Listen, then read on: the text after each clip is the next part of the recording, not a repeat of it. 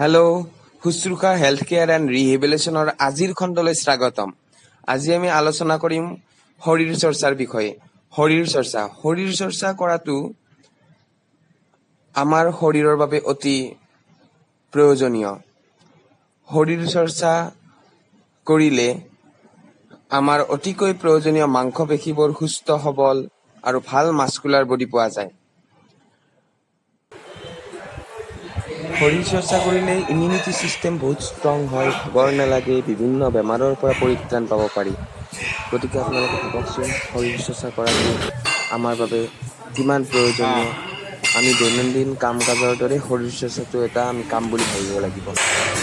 পিছৰ পৰ্যায়ত মই শৰীৰ চৰ্চাবিদ মহাদেৱ ডেকা ছাৰৰ লগত তেখেতৰ বিষয়ে আলোচনা কৰিম আৰু এটা ভিডিঅ' যুগুত কৰিম।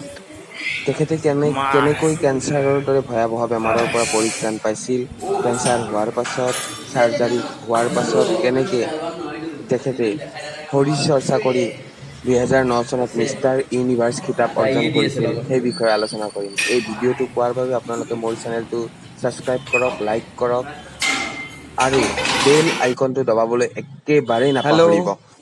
আহক এতিয়া শৰীৰ চৰ্চাৰ কিছু ভিডিঅ' ফুটেজ চাব।